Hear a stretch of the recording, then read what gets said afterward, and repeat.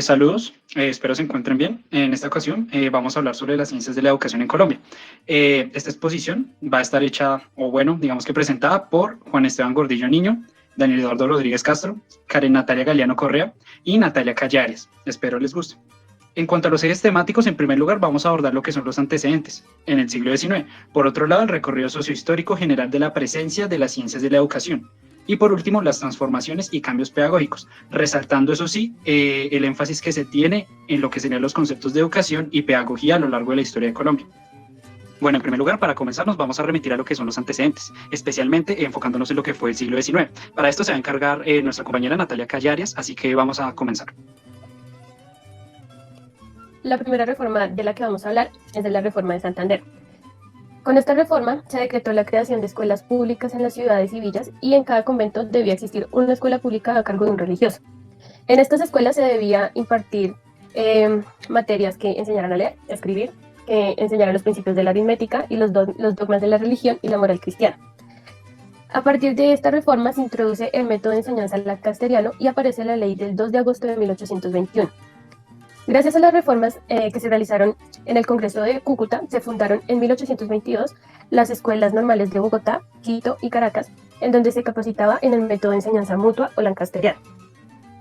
A partir del año 1827 se empezaron a fundar escuelas privadas, las cuales fueron facultadas para ofrecer estudios universitarios preparatorios a grados universitarios. Ya en el año 1830 se crearon 3 escuelas particulares para niñas, en donde se les enseñaba lectura, escritura, gramática castellana, aritmética, dibujo y bordado. En esta reforma también aparece el decreto del 3 de octubre de 1826, o Plan de Estudios, el cual trataba los aspectos referentes a las escuelas, casas de educación, colegios y universidades. Es en este decreto donde las cátedras universitarias quedaron prohibidas en los lugares en donde no existieran universidades, lo cual ocasionó disputas entre la capital, el centro y las provincias. Asimismo, se buscaba que el centro tuviera todo el control sobre la educación y que se utilizara el método de enseñanza y doctrinas de Jeremías Bentham. Y para finalizar, es durante este periodo cuando se constituyeron la Universidad Central en 1826 y el Colegio para Niñas La Merced en 1832. La siguiente reforma de la que hablaré es de la reforma Ospina. Durante esta reforma surgieron varios decretos. 2 de los más importantes fueron el Decreto Orgánico de las Universidades y el Decreto de Educación Primaria. Uno de los aspectos políticos que incidieron mucho en la educación durante el Plan Ospina fueron la Guerra de los Conventos, que sucedió de 1839 a 1842, por lo cual muchas escuelas, colegios y universidades tuvieron que cerrarse. Y otro de los problemas fueron las tensiones que se generaron entre el centro y las provincias por la igualdad de condiciones para aspirar a un título académico. Digamos que este problema surgió porque Ospina firmó una ley que impedía las cátedras universitarias en las provincias. Estas cátedras, según esta ley, solamente podían ser impartidas en los lugares donde funcionaban las capitales universitarias, que en ese entonces eran Bogotá, Cartagena y Popayán. Durante esta reforma también se propusieron expandir el tiempo de la escolaridad de los estudiantes, y se eliminó el uso de textos de Jeremías Bentham porque Ospina lo consideraba como alguien peligroso, y en su lugar introdujo autores conservadores como el sacerdote Jaime Balmes. Durante esta reforma también se propuso formar profesionales en ciencias naturales y en conocimientos prácticos, y pues también, ya para finalizar, los exámenes de validación de las universidades eran demasiado exigentes y por ello a los estudiantes se les hacía casi imposible conseguir un título académico. En consecuencia de esto, algunos políticos, padres de familia, estudiantes y el clero se opusieron a la reforma de Ospina y por ende esta empezó a decaer. La siguiente reforma es las reformas que ocurrieron en el gobierno de José Hilario López. Durante esta reforma, los liberales acabaron con el plan Ospina, descentralizando los controles, brindando autonomía a las provincias y creando las condiciones necesarias para que los empresarios impartieran la educación que deseaban. Durante esta reforma, la libertad de enseñanza se logró en 1850 y se propuso el decreto de mayo 21 de 1849, en el cual el Congreso autorizó a los colegios provinciales o particulares el otorgamiento de títulos académicos con el mismo valor que los universitarios.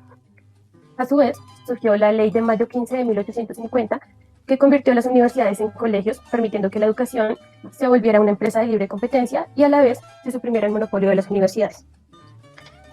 También esta ley permitió la ejerción de profesiones y oficios sin necesidad de tener un título académico. En consecuencia de todo esto, los colegios nacionales se suprimieron y los jóvenes perdieron el interés de estudiar, lo que causó un gran descenso en el número de alumnos matriculados.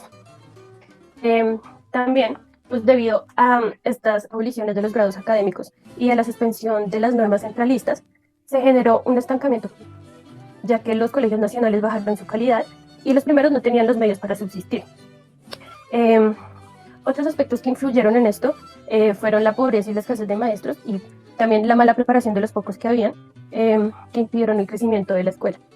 Ya para finalizar, durante esta reforma, en las escuelas normales se pasó de un saber pedagógico simple y mecanizado, basado en el método de enseñanza mutua, a un método más enfocado en la práctica pedagógica, utilizando los métodos de Pestalozzi. Bueno, digamos que para comenzar a hablar sobre lo que fue la reforma instruccionista de 1870, tenemos que hablar sobre el contexto histórico, es decir, cómo se generó, dónde se generó y en qué momento se generó, para poder entenderlo. Bueno, entonces digamos que antes de comenzar, tenemos que ver como necesario situarnos especialmente en lo que fueron los Estados Unidos de Colombia, los cuales se conformaron a partir de la Constitución de Río Negro en 1863. Eso sí, vale la pena destacar de que esta Constitución era de carácter federalista y liberal radical, con la cual se establecieron los 9 estados soberanos, los cuales eran Antioquia, Bolívar, Boyacá, Cauca, Cundinamarca, Magdalena, Panamá, Santander y Tolima. Por otro lado, hablando más allá de este contexto y para entender especialmente la reforma, tenemos que entender quiénes fueron las personas que la propiciaron. Y aquí es donde encontramos a los instruccionistas. Podríamos llamar o denominar a los instruccionistas como aquella generación de académicos, tanto liberales como conservadores, que tenían el objetivo de expandir y transformar la instrucción popular. Digamos que para darle impulso a lo que fueron estas consignas, se llevó a cabo lo que fue la reforma instruccionista de 1870, que se vio reflejada en el decreto orgánico de la instrucción primaria, mejor llamada DOI, que se dio, o digamos que se generó durante el mandato del presidente Eustorgio Salgar. Su periodo fue de 1870 a 1872. Digamos que los principales focos o los pilares de lo que fue este decreto orgánico se dieron principalmente bajo 3 ejes, los cuales fueron, en primer lugar, una extensión y una dirección, digamos que más específica hacia la educación primaria y viéndola como una obligación estatal. Por otro lado, se vio como algo que debía ser inspeccionado, que tenía que ser vigilado rigurosamente. Por otro lado, digamos que también enfatizó mucho la formación del docente, se preocupó por ella y determinó también una independencia administrativa del sistema de instrucción primaria, la cual ya estaba separada de la universidad. Por otro lado, pues hubo una confrontación con el poder eclesiástico, porque obviamente al ser esta una nueva propuesta de carácter federal y liberal, que tenía obviamente connotaciones, podríamos decir que laicas, esto generó varias disputas y ahí es donde viene la pregunta de ¿está el maestro a servicio de Dios o de la sociedad? Pues claro, digamos que en este contexto y viendo más o menos los derroteros de lo que fue la reforma, podríamos decir que se iba más hacia la segunda, especialmente hacia un carácter de lo social. Por último, hablando sobre los logros y los fracasos, nos podemos dar cuenta de que se consiguieron bastantes avances en el sentido en el que se resignificó lo que fue el papel del docente, se le dio un nuevo rol muy importante en la sociedad, incluso hasta denominarlo como el primer ciudadano, uno fundamental. Por otro lado, se expandió lo que fue la cobertura y también la gratuidad en lo que fue la educación de los niños en primaria. Sin embargo, todos estos procesos se vieron interrumpidos y podríamos decir que descontinuados por la inestabilidad política y las diferentes guerras. Listo. Bueno, digamos que ya remontándonos a otro tiempo y teniendo en cuenta que lo que fueron los Estados Unidos de Colombia se disolvieron, vamos a pasar a lo que fue, podríamos decirlo, la época de la regeneración, que se va a partir de la Constitución de 1886. Pero esta misma supuso, en vez de, como en el anterior caso, la victoria de los liberales, no, eso no. Esta vez supuso lo que fue la victoria de los conservadores y de los liberales moderados, porque digamos la anterior victoria fue más hacia los liberales radicales. En este orden de ideas ya más o menos podríamos suponer qué sucedió en materia educativa, pero bueno, eso lo vamos a abordar más adelante.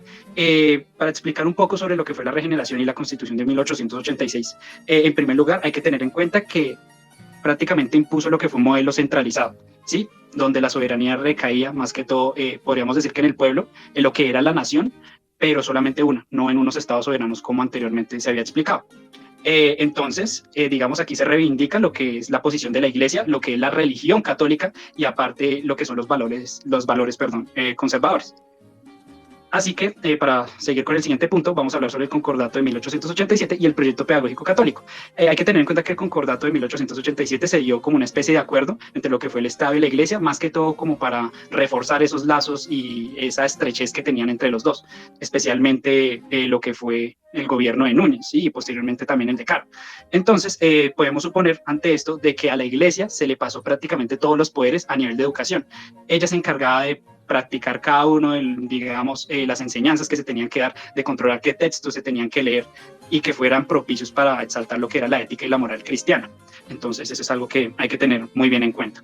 Por otro lado, obviamente hubo una confrontación entre instruccionistas y educadores, porque digamos que los primeros tenían, como ya estábamos viendo anteriormente en la reforma, un carácter más social, laico, neutral a nivel religioso. Pues digamos ya los educadores, que eran los que más exaltaban Núñez, eran más o menos como una, no sé, especie de soldado de Cristo, lo denominaba. Entonces ahí se generaron bastantes disputas, ¿no? De cuál se tenía que ser el de la educación en Colombia. Y por último, para reforzar todo este aparato teórico, se creó el Plan CERDA, el cual consistió y se dio en 1892 con el fin de estimular y crear las políticas educativas conservadoras eclesiásticas, todo bajo un mismo programa, obviamente bajo los valores centralistas que unificaran el sistema de instrucción en torno a lo que era la iglesia, ¿sí? Y así quitarle el poco poder ideológico que tenían los liberales radicales. Bueno, entre los años 1920 y 1940 hay una consolidación de la clase obrera y una urbanización de lo rural. También coge mucha importancia la cultura del folclore y a pesar de la violencia de las décadas anteriores, esta es más optimista. Frente al papel del maestro, del sujeto del saber pedagógico, vamos a encontrar que hay una ruptura frente a los saberes y frente a la disposición y características del saber del maestro clásico. El maestro clásico, como habíamos visto, era un docente que era muy ligado hacia la tradición católica y donde prácticamente era como un apóstol y que tenía que tener el amor pedagógico, por lo cual tenía que impartir los valores y formaciones de la religión católica. Esta crisis de valores, como no lo dice Saldarriaga, va a empezar a romperse y va a empezar a surgir nuevos elementos en este espacio histórico y cultural. Por lo cual, en 1926 encontramos un acontecimiento muy importante, que es la formación y el surgimiento de la primera Facultad de Ciencias de la Educación. Aquí es donde aparece por primera vez la idea de las ciencias de la educación y aparece en la Universidad de Antioquia en el año 1926. ¿Cuál es el objetivo? ¿Por qué surge esta escuela? Surge con el objetivo de poder entender y planificar de la mejor forma el saber pedagógico y entender que el docente no solo se debe limitar a transmitir los conceptos y saberes que están dados en un currículo, sino que se debe empezar a preocupar por cómo se aprende, cómo se enseña y hacer ese acto reflexivo. Así como nace esta facultad en el año 1926.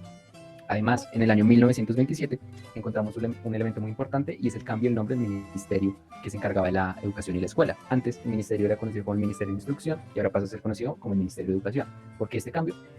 El cambio se presenta porque antes la educación y la instrucción eran vistas de formas diferentes en la República Conservadora, en el sentido de que la educación era reservada a la iglesia, porque esta era la que tenía que enseñar los valores, elementos y la cultura católica, y la instrucción se limitaba a la transmisión de los saberes.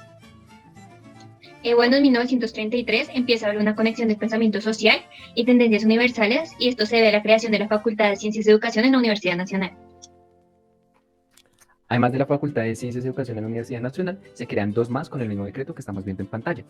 La primera es la Facultad de Ciencias de Educación para Señoritas, de Instrucción para Señoritas, en la ciudad de Bogotá, también escrita la Facultad de Ciencias de Educación de la Nacional, y la Facultad de Ciencias de Educación en la Universidad de Tunja. Elemento importante también aquí a recalcar y que no se nos debe pasar desapercibido es el que en el año 1932 la Facultad y la Escuela de Ciencias de Educación de la UDEA cierra por motivos de presupuesto, por falta de estudiantes y porque los elementos que constituían el saber pedagógico se pensaba que no eran aptos para estar en la universidad. Elemento también muy importante aquí a recalcar es que las facultades que nacen en Bogotá, las dos de Bogotá y la de Tunja, van a empezar a preocuparse tanto en sus contenidos como en los títulos que empieza a dar para dar cabida y empezar a formar un profesorado apto para la educación secundaria, un elemento que no se había tocado porque la educación secundaria era un elemento restringido a las élites y al clero de la iglesia. En el año 1975, a raíz del crecimiento y el desarrollo de las facultades antes mencionadas, el presidente Alfonso López Pumarejo decide unificar estas tres instituciones que tenían como deber y como objetivo formar a los futuros docentes en la Escuela Normal Superior. Esto con el fin de centralizar y ponerle orden y hacerlo algo más serio, la formación de los futuros docentes del país. Elemento muy importante, tener en cuenta la política que vamos a ver más adelante con lo que es considerado, según Saldarriaga, como el maestro contemporáneo. Bueno, en los años 1940 y 1950, las políticas públicas quedan en manos de los burgueses y se genera la modernización, lo cual genera pobreza e indigencia a causa de que la sociedad no iba al mismo ritmo de la modernización. La violencia se considera algo como que atrasa al país y por eso se crean programas de desarrollo para superar conflictos, principalmente en las regiones atrasadas. Lo público se empieza a considerar inseguro y esto se debe principalmente a que la ciudad se divide en dos. La figura del maestro se considera la que promulga el discurso del desarrollo del folclore, es concedido como técnico y su territorio principal está en la escuela. Es el encargado de dar el discurso de diversidad y está sujeto a los diferentes tipos de política. La formación ciudadana se enfoca en el discurso de democracia y paz. Y los movimientos magistrales son importantes porque reclaman la condición del docente como un sujeto cultural. En este contexto también encontramos algo muy importante y es que el papel de maestro va a enfrentar una fragmentación y se va a presentar una nueva característica o un nuevo paradigma, si lo podemos poner en estos términos, sobre cuál es el maestro y qué debe encarnar un maestro de esta época. Tenemos en cuenta que venimos de del gobierno liberal, ahorita estamos entrando en la violencia, pero sobre todo lo que se buscaba era que el maestro pudiera encontrar y presentar la cultura nacional. ¿Por qué lo nacional? Porque estamos dentro de las configuraciones de construir y fortalecer ese Estado-nación liberal que es necesario en las épocas de la modernización que estamos diluyendo y de la que nos estamos presentando. Es así como se parte y se encuentra una diferencia entre la cultura fragmentada que encontramos en el maestro clásico, que era la cultura de las élites y la cultura popular, a una cultura que no distingue y que es nacional, que es muy importante.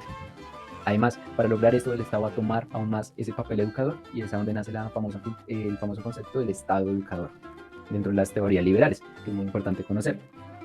Encontramos también que dentro de este periodo sigue la Escuela Normal Superior en ese proceso de centralización para poder dar a conocer los valores y los elementos necesarios para formar al profesorado. Y nos encontramos también que dentro de las ciencias de la educación va a haber un cambio de foco, porque no va a ser solo la ciencia de la educación, sino las ciencias, donde la sociología y la psicología experimental van a tomar un papel importante, porque el foco en la pedagogía va a ser entender cómo se aprende, cómo está aprendiendo el niño, y no el qué se aprende y qué se está enseñando. Un elemento y un hecho importante en este tiempo es el paso de la Escuela Normal Superior que seguía funcionando a la separación en dos grandes instituciones. La Universidad Pedagógica y Tecnológica de Colombia se separa del instituto y también se separa el Instituto de Profesorado Femenino, dando paso así a la Universidad Pedagógica Nacional. Importante aquí conocer que con esta separación va a haber una fuerza en el saber pedagógico y también se van a fortalecer las ciencias humanas y sociales dentro de la universidad. Bueno, en los años 50 se volvió urgente la creación de políticas dirigidas a elevar los niveles de escolarización y de expandir la cobertura educativa. En 1959 hay mayor compromiso de los agentes políticos por evitar los problemas de deserción. También tenemos que reconocer aquí en este espacio cronológico que la Facultad de Ciencias de la Educación de la Universidad de Antioquia vuelve a abrir sus puertas. Esto no es un elemento al azar ni un elemento coincidencial, sino que tiene que ver y tiene que tener en cuenta con el proceso que se estaba llevando en el país, con la Universidad Pedagógica y Tecnológica de Colombia y con la UPN que estaban haciendo, y con la necesidad de formar y de resolver la educación secundaria, ya que estaban viendo que el profesorado era un profesorado que no era competente frente a las necesidades que tenían los educandos en el país. El 24 de marzo de 1959 se crea FECODE, la Federación Colombiana de Trabajadores de la Educación, y esta está dirigida para garantizar la dignidad de los docentes y redimirlo como sujeto social y político. Esto permitirá el fortalecimiento de sindicatos y en 1971 lidera el primer paro nacional de maestros. Entre los años 60 y 70 se generó la misión pedagógica alemana, que permitió una reforma de las cualidades de la educación por parte de expertos alemanes, trabajando en conjunto con colombianos. Esta se encarga de hacer un diagnóstico de los problemas de la educación, analiza las políticas que lo relacionan y las prioridades que el gobierno les da. Esto organizó la educación en modelos de objetivos, contenidos y actividades y dividió a los docentes por tareas. También hay una precariedad de la expansión educativa y se genera el proyecto multinacional de tecnología educativa. Y las actividades principales de esta era la capacitación del personal en tecnología educativa, la investigación tecnológica educativa y su aplicación, y producir material para capacitar a esta tecnología educativa. Encontramos también que dentro de estos procesos y teniendo en cuenta el contexto en el que está pasando Colombia, que venimos del golpe de Estado de Rojas Pinilla y el Frente Nacional, la educación no va a ser tomada como un eje principal en el desarrollo del país, por lo cual se va a desarrollar la educación técnica, es así como van a ser el SENA, por ejemplo, y los saberes pedagógicos van a tener no una erradicación, sino van a estar un poco, por así decirlo, en stand-by en el territorio colombiano. Además, vamos a estar presenciando poco a poco lo que sería la segunda crisis de los valores del maestro, por lo cual las promesas que estaba haciendo el Estado educador y los maestros, al tener esa capacidad de educar en la cultura y en los conocimientos que él tenía, se van a ir diluyendo poco a poco. Las promesas no se van a ir cumpliendo, por lo cual vamos a entrar en una crisis de valores que referenciaremos en el último periodo escrito de nuestro trabajo.